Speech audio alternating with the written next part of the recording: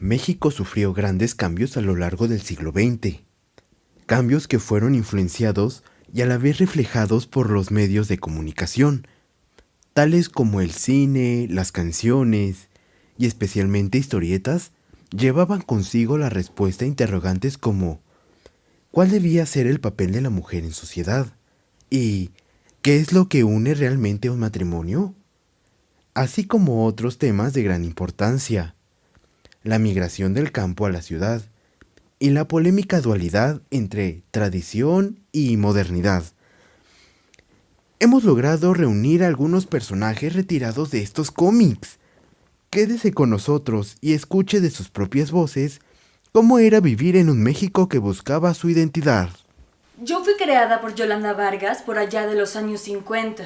Es hasta los años 70 que relanzan la historia con el nombre de Rarotonga en Lágrimas, Risas y Amor.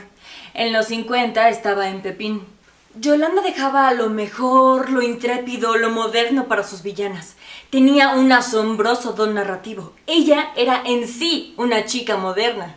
Iba a trabajar, competía contra los hombres, rebasaba los límites de lo que era ser una mujer en ese entonces. Y eso lo reflejaba en nosotras. Pero Rarotonga sería solo una de muchas historietas polémicas, pues años antes, en la década de los 30, nacería Adelita y las guerrilleras, de José Cruz, un cómic que buscaba que las mujeres se identificaran con sus personajes y que se consideraran profundamente mexicanas. Era claro que en Adelita y las guerrilleras se formó la figura de la mujer moderna, sin dejar de lado la imagen de la mujer tradicional. Se mostraban ambas. A la mujer tradicional la dibujaban en una casa, allá en un rinconcito en el campo, sometida ante el hombre de la casa, que era su marido. Tenía hijos. Era un sacrilegio si la mostraban como objeto sexual. La chica moderna era alguien rebelde, alguien con un espíritu libre, alguien sin ataduras de las exigencias de la sociedad.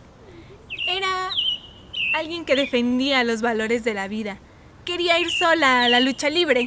Recuerdo que el capítulo en el que Adelita y yo estábamos en mi departamento a altas horas de la noche.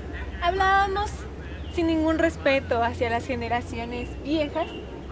Nos peinábamos, arreglábamos y elegíamos ropa elegante para aquella noche bohemia.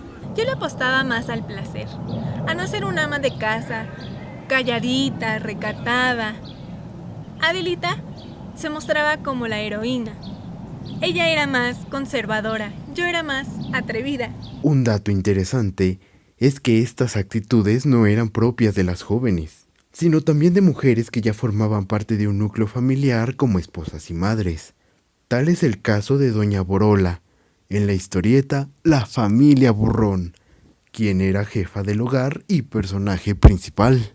Gracias al pensamiento de cambio que muchos escritores de historietas reflejaban en sus trabajos, al presentar a la mujer en pos del placer y alejada de las actividades ordinarias, tradicionales y aburridas, mi creador, Gabriel Vargas, siguiendo este camino, diseñó a través de mi personaje el ama de casa madura, más que madre de familia, una compañera, quien junto con su hija adolescente compartía la idea de bailar, coquetear y echarnos uno que otro cigarrito, olvidando las ideas de cocinar, bordar, coser. Eso ya no era nuestro estilo. Olvídate de eso. Bueno, habían historietas que sí lo remarcaban como algo malo. La mujer que ganaba y gastaba su dinero, que no se sometía a su marido. Al personaje moderno siempre le pasaban cosas malas. Tenía que redimirse y tenía que ser salvado por el personaje tradicional. Que nadie se meta con los tabúes. Pero también habían historietas que expresaban todo lo contrario, que enseñaban a las amas de casa que compraban estas revistas que lo moderno era lo mejor. Era lo de hoy. Hay que buscar marido no por conveniencia familiar, sino por atracción sexual, por los intereses de la pareja. En ocasiones, las historias mostraban una crítica al atraso que existía en la urbe. Evidenciaban la vida pobre de aquellos que vivían en la ciudad. La forma de vida era caótica y despreocupada. Decía algo así como: nunca podría enamorarme de un hombre como él. Sueña con la paz adormecedora del clásico hogar tranquilo. Llegar por las noches de trabajar y ver desde lejos la quieta silueta de la esposa que en bata blanca la espera teniendo en una mano el periódico y en la otra las zapatillas de descanso. No lo quiero. Yo sueño con casarme, pero en otra forma, con un hombre de ideas modernas y avanzadas. Y que me dice, me va a llevar a visitar a sus parientes. Nancy, ¿y qué les dijiste? Que quiero ir a la lucha libre, así tenga yo que pagar los boletos. Otra historia que plasma lo que era la realidad entonces fue El viejo nido, en Pepín, durante 1949, que tocaba temas en torno al género, parentesco, ubicación, clase social, inmigración, así como la muerte, el box y la corrupción.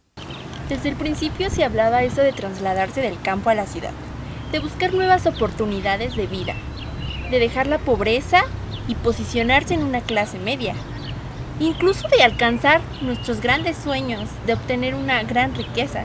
Por la situación de la familia, mis 2 hermanos y yo tuvimos que abandonar el nido e ir en busca de nuevas oportunidades, de nuevas fortunas en las ciudades.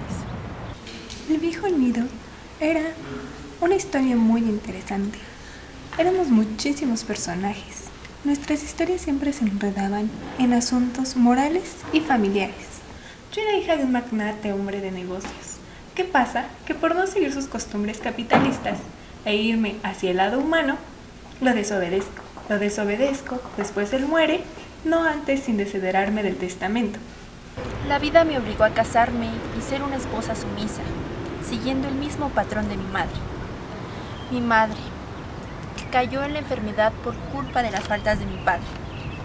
Pero poco a poco se fue recuperando gracias a la unión familiar.